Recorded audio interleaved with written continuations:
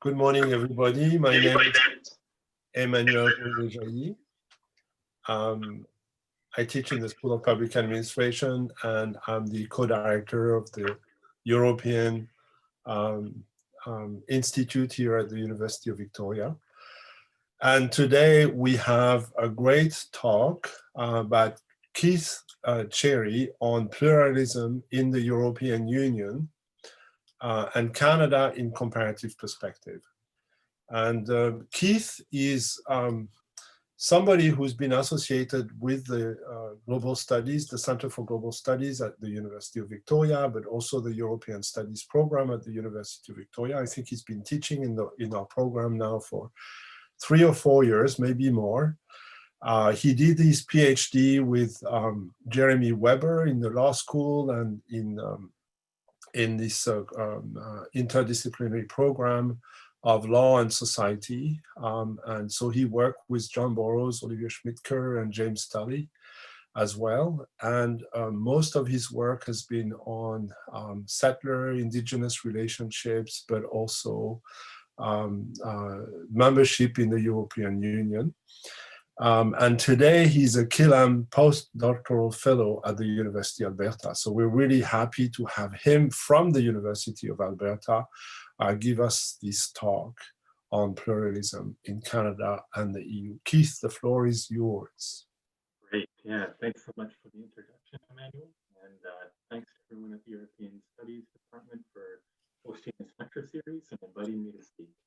And to all of you for taking time out of your day to come listen. It's a real pleasure to be here.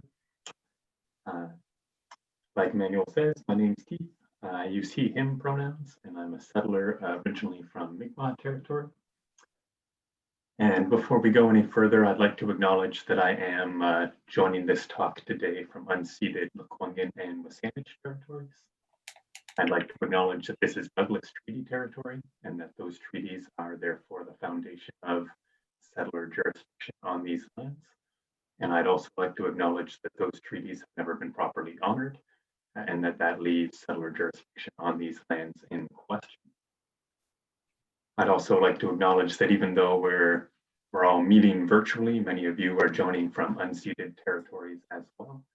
And even when we have guests who are not joining from unceded territories, we are linked together through virtual networks that are hosted on and comprised of materials taken from colonial lands and funded through colonial economies. So even though we're gathering in a virtual space, it's every bit as embroiled in ongoing processes of colonization as physical gathering. And for that reason, I think it's important to keep thinking about place-based justice, even in this virtual world that's been thrust upon us. So the title of my talk today is Pluralism in the EU and Canada in Comparative Perspective. And I will just try and sort out my screen sharing here so I can show you my slides. One moment.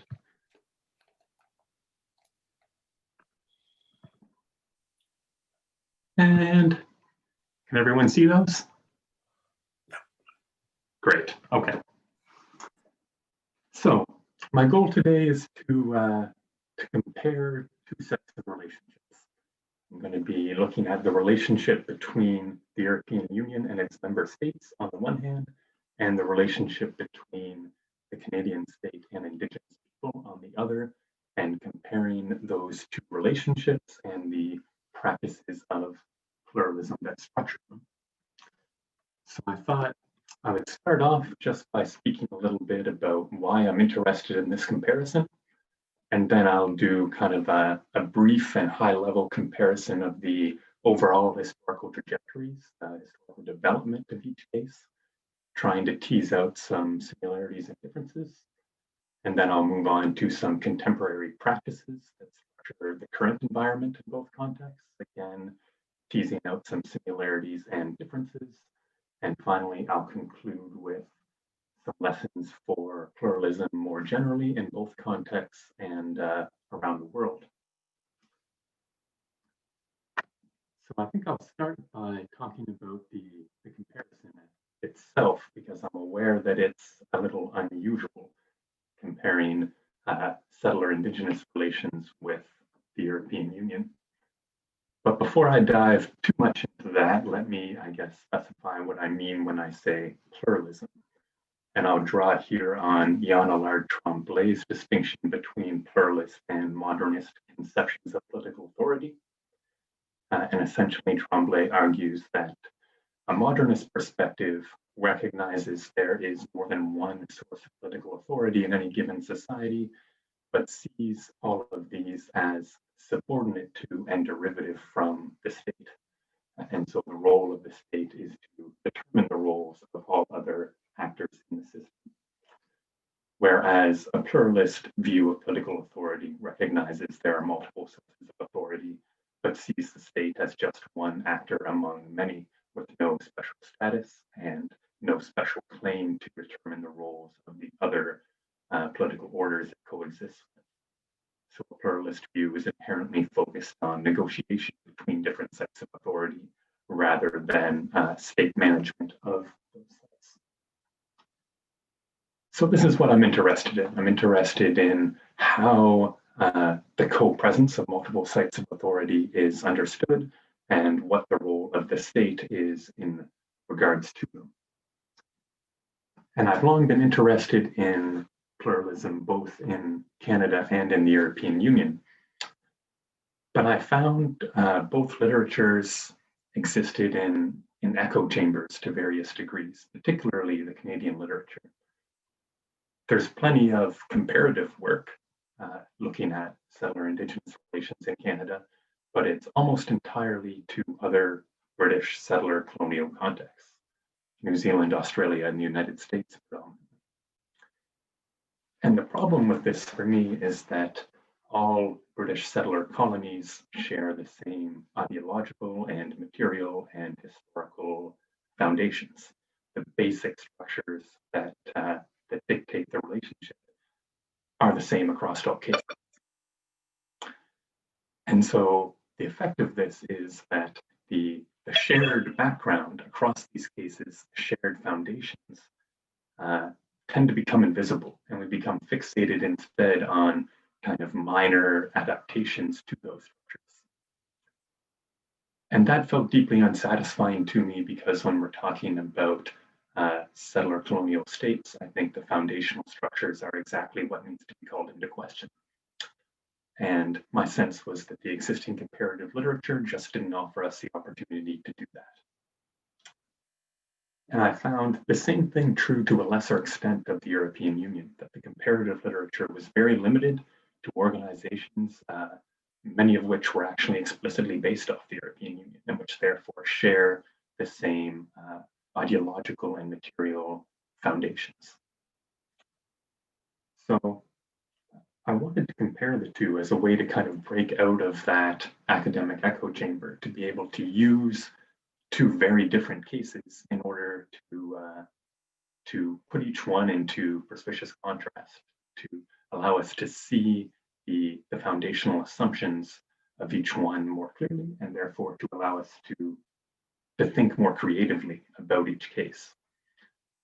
So I'm aware that this is an unusual comparison, but I think that that's exactly what makes it fruitful, if you'll forgive a bad pun, that it gets us out of our traditional ways of thinking about both of these encounters.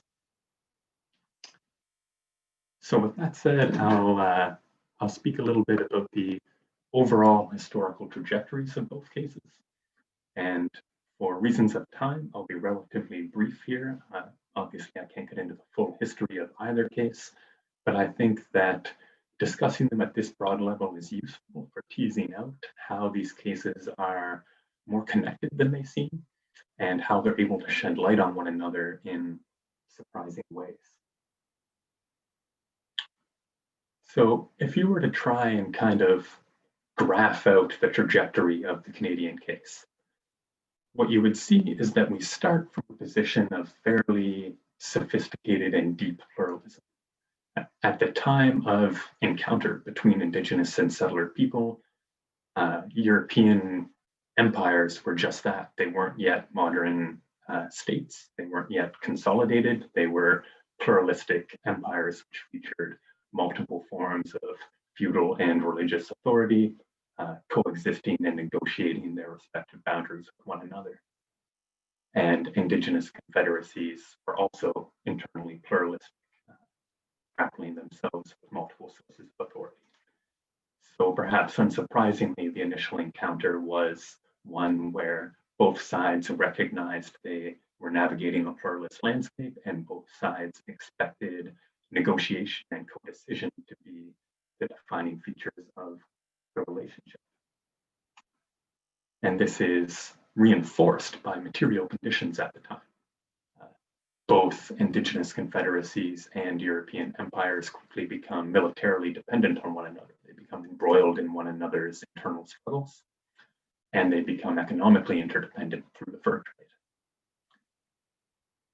But of course, both these trends are disrupted before too long. The military interdependence is disrupted by the fall of New France, and almost concurrently, the settler economy starts to transition away from a predominantly fur trade economy and towards a predominantly agricultural economy. And this puts settlers and indigenous people into direct competition for land, as well as undercutting their interdependence. And at the same time that these material shifts are occurring, there are also ideological shifts occurring. The idea of the sovereign state is starting to emerge in the European imaginary. And modern states are starting to emerge in material form. Modern bureaucracies are starting to emerge. The old empires are becoming rationalized and centralized. And we see the confluence of these trends express itself in the relationship between indigenous and settler peoples, where settlers once understood indigenous people as independent sets of political authority who had to be negotiated with. You start to see over the course of a century or so a reinterpretation of the relationship by settlers, where they begin re-understanding indigenous authority not as a separate and parallel governance system, but rather as a derivative and subordinate part of the settler political system. So we have this movement away from a pluralist understanding of the relationship and towards a modernist understanding. And we see this in the Indian Act, for example, which creates elected band councils, which are creatures of statute. And the settler governments begin dealing with these band councils rather than with the existing government structures of First Nations, because it allows them to re-understand the relationship as one where indigenous authority is derivative from the state, and therefore where the state has the final word. We see this also in criminal jurisdiction. Over a period of about 40 years, settler courts who had previously treated indigenous people as subjects of a foreign jurisdiction very quickly begin claiming jurisdiction over them as they re-understand indigenous law not as a separate system, but rather as a part of the common law. So there's a movement towards a modernist view as the process of dispossession progresses and as the idea of the sovereign state consolidates. However, indigenous people throughout this time are contesting this shift through legal forums, through international forums, through political lobbying, through direct action. Indigenous people are insisting on a more pluralist vision of the relationship. And this contestation begins to really gain prominence around the middle of the 20th century, in part buoyed by the momentum of Third World decolonization and of the civil rights movement. And so we see the birth of the modern era of Aboriginal rights and the modern treaty process, which we can understand as sort of a swing back in a pluralist direction. But to the extent that it represents movement in a pluralist direction, the movement is, I must say, quite modest, because Aboriginal rights and the modern treaty process both continue to present Indigenous authority as a subcomponent of the settler polity rather than as a co-equal system of governance. For example, Aboriginal rights, although they herald greater Aboriginal participation in the Canadian system, the existence of an Aboriginal right, its content, its application to a given case, and whether or not it can be infringed are all decided by settler courts in a way that clearly affirms settler sovereignty. So if we were to graph out this historical trajectory, we would see an initial point of high pluralism, declining for several centuries, and then upticking very slightly in the last 70 years or so. If we're to compare this trajectory to the European Union at first glance, they are almost mirror images. On the European side, we start from a position of fully consolidated, modern, sovereign nation states who have thoroughly modernist views of political authority. And over time, European actors take steps to gradually create shared concerns, which then gradually necessitate co-governance. So we have the creation of the coal and steel community, atomic energy community, the economic community, eventually the euro and the open borders, all of which necessitate a set of increasingly deeper and broader co-decision mechanisms. So Europe is becoming more pluralist over time, and there's an ideological consolidation of the idea of Europe as a pluralist space. Europe as a space that's characterized by more than one independent source of authority that no actor can expect to control unilaterally. And so if you were to try and graph out the European case, you would see a point of very low pluralism and then gradually and unevenly increasing over time. So at first glance, these two historical trajectories really are apples and oranges. They're about as different as you can get. But we have to remember we're comparing very different timeframes here. When we're talking about the European Union, we're comparing the last 70 years with 500 years of colonization. And if we adjust for this factor and place the two on the same time frame, we see that they actually begin to map each other quite closely. If we look at both Europe and the colonies from about the 1600s on, we would see that both begin in a place of quite deep and sophisticated pluralism. Both move towards a modernist view as the nation state consolidates, and then both begin to move back in a modest pluralist direction around the middle of the 20th century. So the two are not just swept up in larger trends, they're actually co-constituting larger trends together, which are shaping both cases. For example, the administrative burden of administering and defending vast overseas empires was a major impetus for the rationalization of the modern state. The accumulation of capital in the colonies was a major factor in the rise of the bourgeoisie and the fall of the old monarchies across Europe. While at the same time, European colonization drives settlement patterns, economic development patterns, and geopolitical conflicts across the colonies. So the two cases feed into each other, creating this shared movement away from pluralism and a shared recovery of those practices, which is still in its very early stages. And that way, there's almost a feedback loop between these two cases as they co-constitute larger trends and then are both shaped by those trends. So I think the historical trajectories start to introduce us to the fact that while these cases are indeed very different, they're also able to shed light on each other in surprising ways and bring to light factors that we might not see by looking at either case in isolation. And that brings me to some contemporary practices that are structuring both fields today. Given the kind of macro-historical similarities that I've just discussed, it might not be surprising that we actually see, even in two cases that are this different, there are very similar legal, political, and economic practices emerging. And there are three in particular that I'd like to discuss. The first one is in the political sphere. We see a movement from divided competencies to co-management and co-decision. So when I say divided competencies, I mean essentially federalism as it's traditionally conceived. When we think of federalism, we think of more than one independent order of government, and basically we divide competencies between them, and each one remains sovereign in its own spheres, which is to say that each level of government makes decisions unilaterally within its jurisdictions.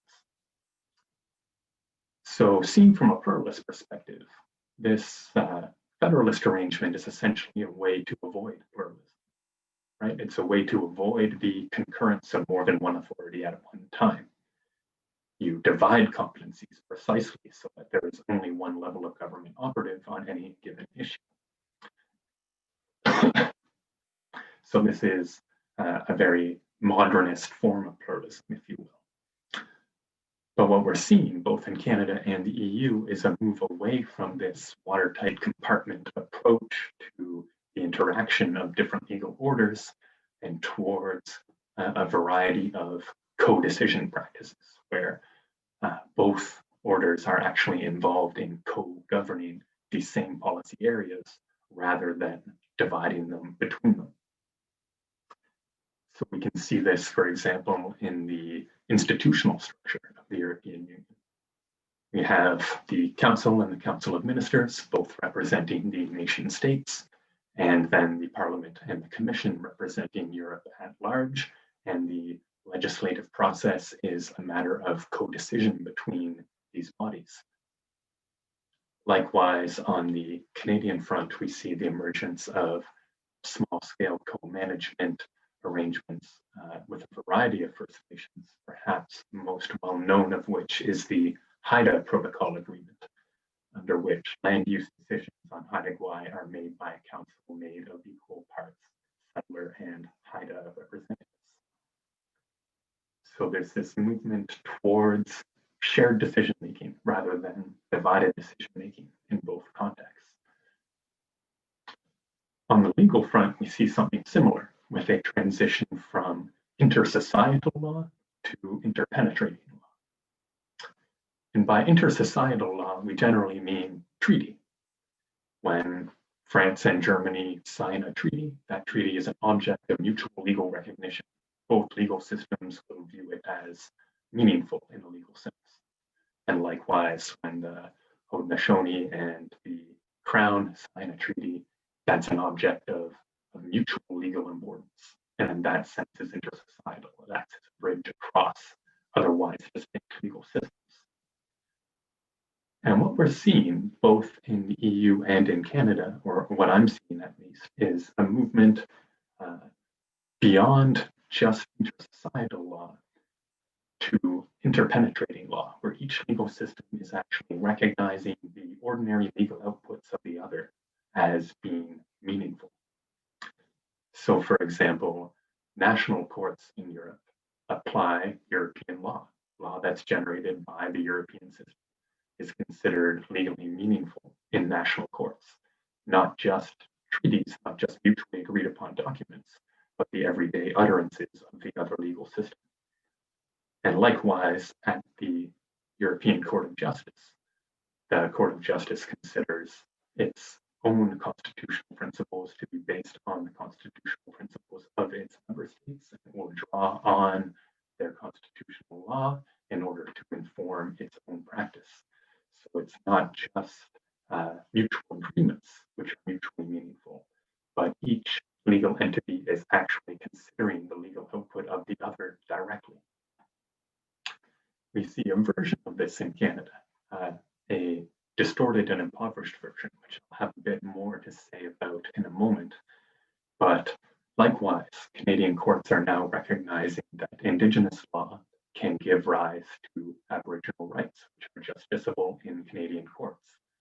So there's a recognition that the legal output of Indigenous legal orders is legally meaningful within the Canadian court.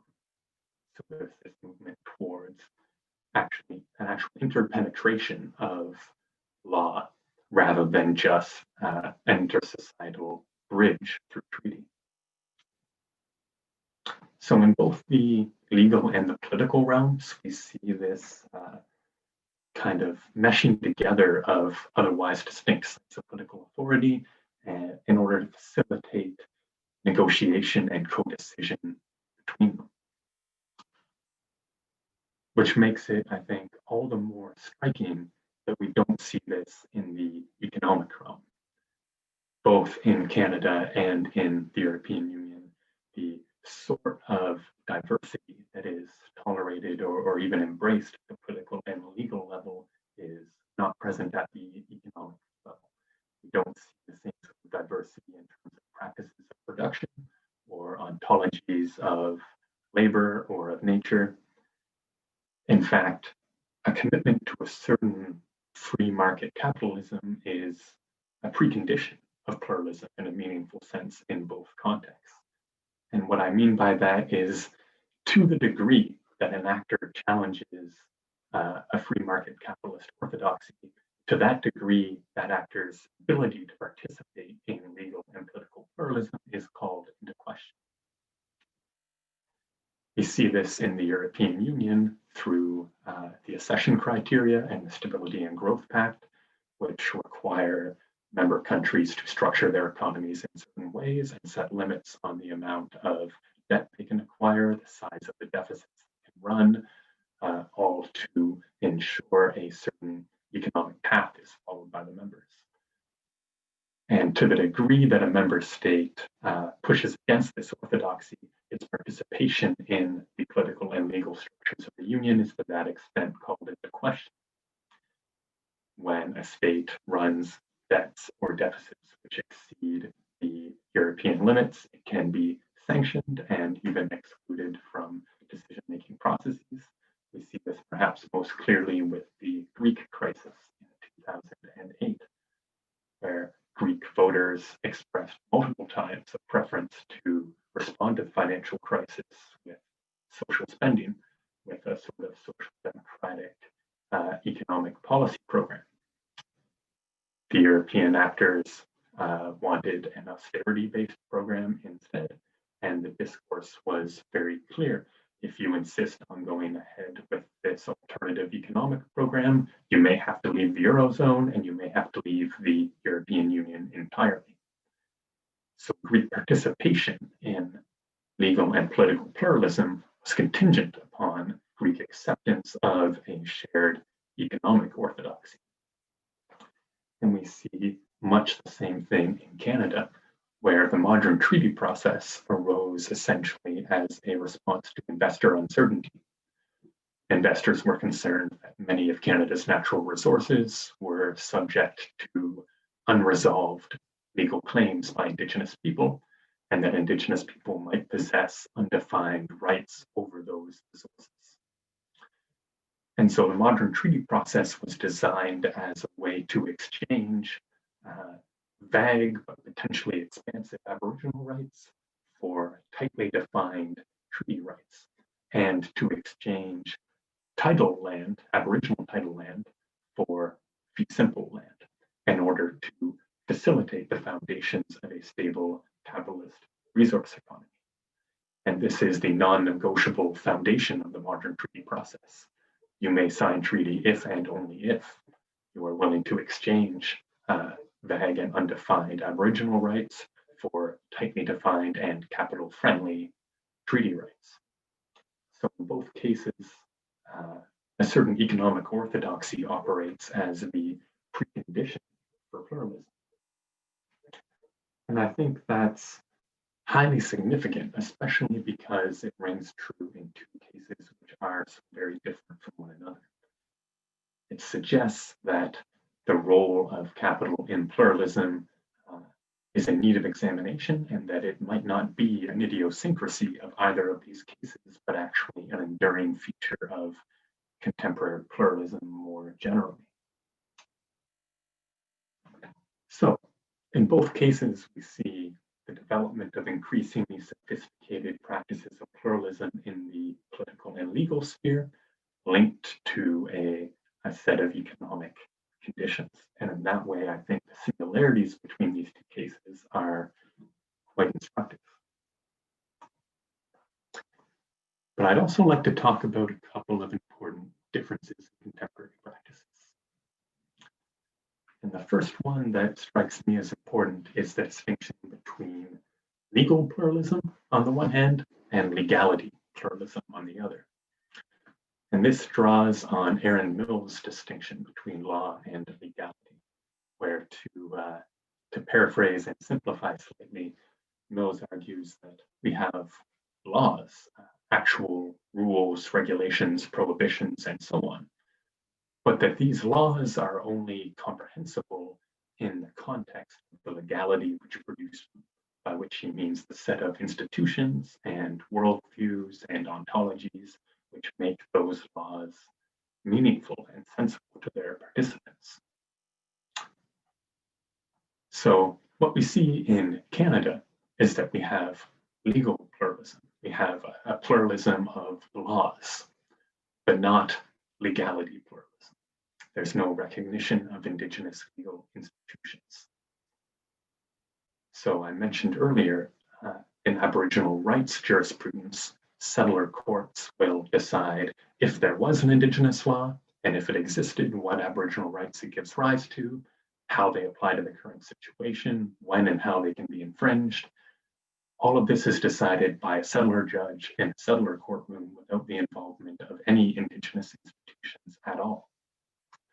So settler courts have taken it upon themselves not only to enunciate settler law, but to enunciate Indigenous law as well, and indeed to reconcile the two unilaterally.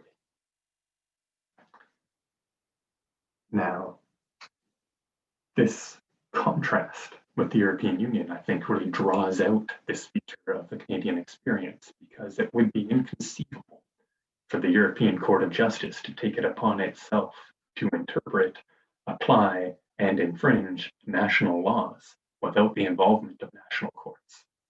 It's simply not how the European system works. National courts interpret their own laws. European courts interpret their own laws. And the two use their judgments and also reference questions to create dialogue over time. So each court, through its judgments and through its reference questions, is able to raise concerns and respond to the concerns of other courts in a way that facilitates a sort of prolonged co-decision mechanism that involves both institutions, involves European institutions and national institutions. So in Europe, we have a true legality pluralism that recognizes not only a plurality of laws, but a plurality of legal institutions and worldviews. It's striking in Canada that we don't have any form of legality pluralism, and indeed it reveals that one aspect of Aboriginal rights is that it works precisely to maintain a settler monopoly on legal institutions, and therefore to maintain settler sovereignty and a modernist view of the relationship between settler and Indigenous peoples. So I think one big lesson that comes out of this comparison is that in order for Canadian pluralism to really mature, it needs to move past legal pluralism and embrace a recognition of Indigenous legal institutions as bodies that are capable of voicing their own laws and participating in the reconciliation of Indigenous and Canadian laws as a matter of co-decision.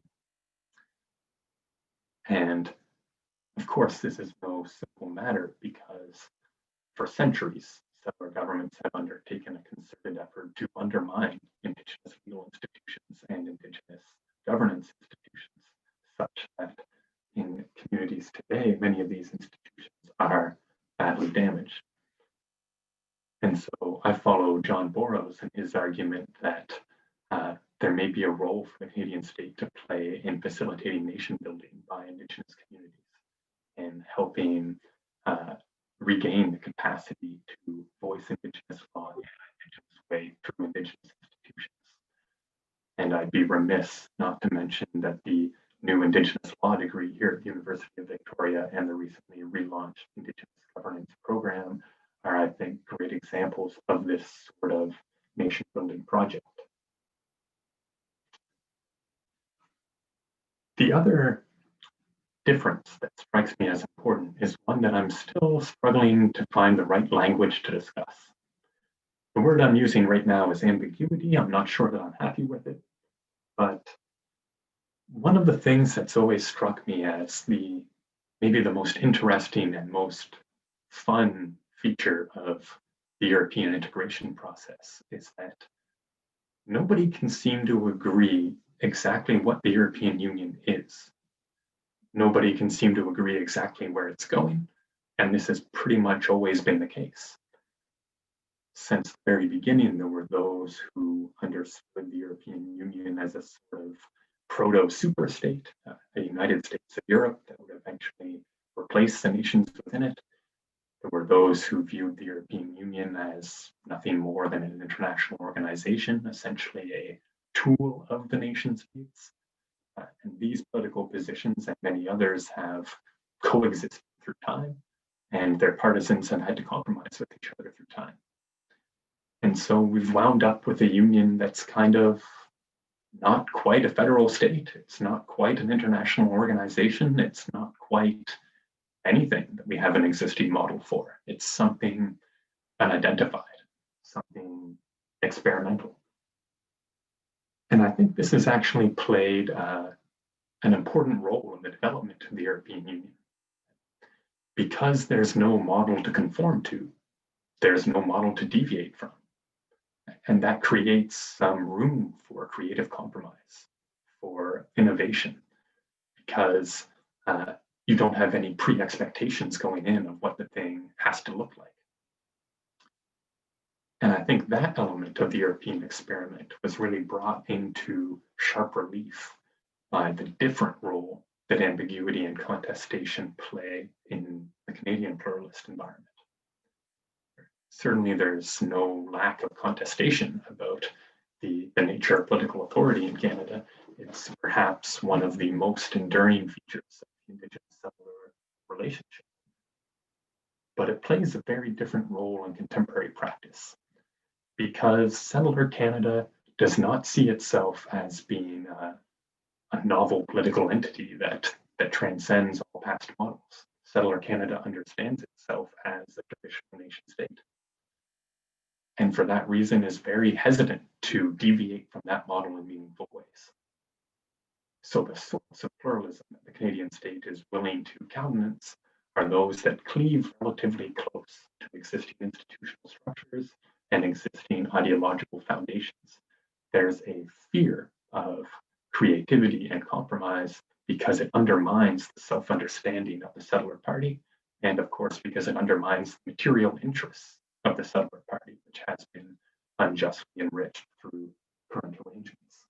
And so we have a sort of fear that permeates Canadian practices of pluralism, apprehension that moving in too pluralist of a direction might undermine Canadian sovereignty, might undo the Canadian state, might rob Canadians of their wealth, which simply isn't present in the European Union. And that shapes, I think, the discursive but also material practices that each case is adopting. I think we can see this, for example, in the way Canada has approached the United Nations Declaration on the Rights of Indigenous People, where this could have been a really innovative tool in the relationship. It could have been a stepping stone towards a really different sort of praxis. But instead, Canada has worked to have the document phrased and interpreted in such a way that it's almost perfectly consistent with existing Canadian law, and indeed changes very little. And this is true even at the most foundational levels, where UNDRIP affirms the territorial integrity of the Canadian state, for example, and affirms Canadian sovereignty to determine what Indigenous rights will look like, how they'll be applied, when they'll be violated, and so on. So we've chosen to turn UNDRIP into a thoroughly modernist tool, rather than exploring the pluralist potentials that might have held, because those pluralist potentials were seen as undermining a self-understanding of Canada as a sovereign nation state. However, I do think that there's some increasing room for movement in the Canadian environment, predominantly because of the increasing visibility of Indigenous-led protest movements. I think this sort of popular contestation is starting to trouble Canada's understanding of itself as a sovereign state. And we're starting to see terms like treaty federalism gain a political currency that they had previously lacked. And I think this is encouraging a rethinking of what Canada is and can be as an institutional entity, which is starting to open up some of the possibilities that Europe has been able to take advantage of so successfully.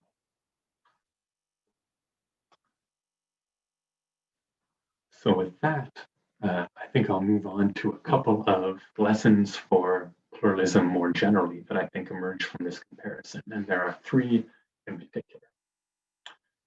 The first of which is that I think scholars concerned with pluralism need to pay more attention to economic production. We've theorized diversity of political authority structures and ways of law, but pluralism spends very little time discussing different modes of production, different relationships to nature, different relationships to labor, different forms of thinking about the meeting of material needs. And I think it's important that we begin to theorize forms of pluralism that make room for diversity of forms of production alongside forms of political organization. And I also think it's important that we begin to theorize why it is that the economic dimensions of pluralism have been so underemphasized and what that can tell us about the interaction of contemporary capitalism and contemporary pluralism.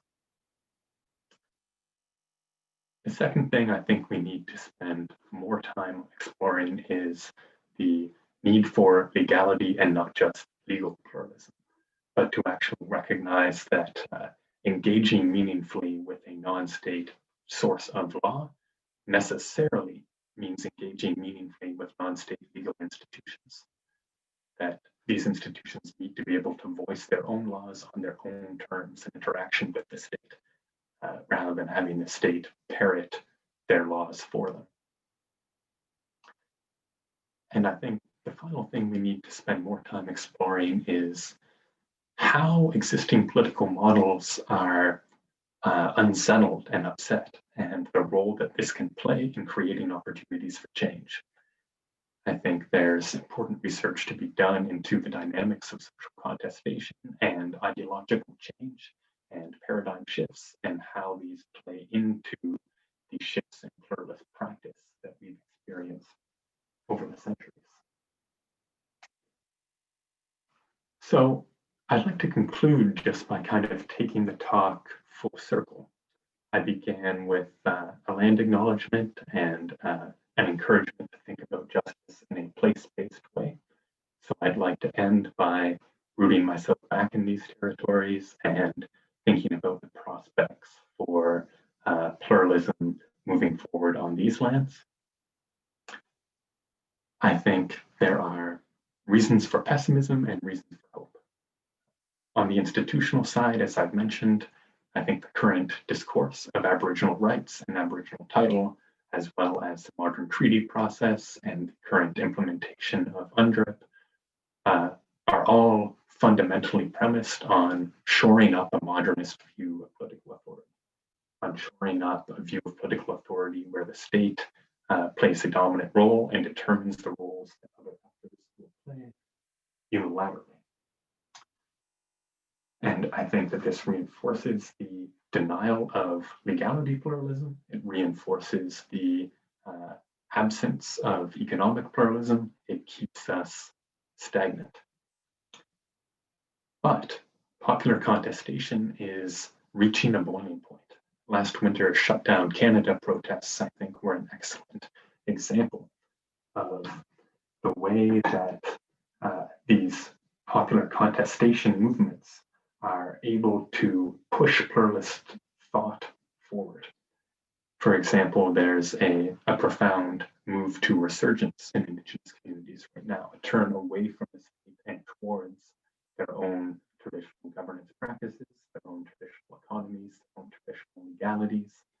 And I think that this turn is making it impossible for the Canadian state not to engage with legality pluralism. And we saw this when the Canadian government, after months of protests, signed a memorandum of understanding with the hereditary chiefs of the Wet'suwet'en government, recognizing that that traditional governance structure is in fact the legal representatives of the Wet'suwet'en people and not the land council system, which had been imposed by the state.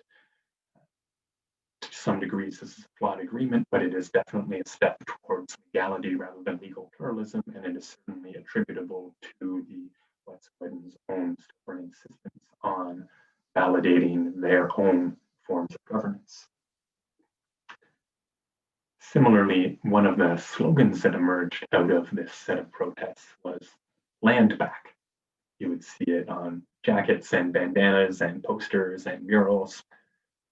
And this pivot from seeking state recognition, seeking state resources, to problematizing the distribution of land, I think plays an important role in focusing the debate on economic dimensions, which are otherwise underemphasized. So in both these ways, I think current protest movements are actually making a really potent intervention into contemporary pluralism by pushing Canadian discourse precisely on those points where it is most stalled. And so I think that holds out the prospect of a more pluralist relationship moving forward to the degree that we can nurture that sort of contestation. And with that, I will conclude my talk and look forward to your questions.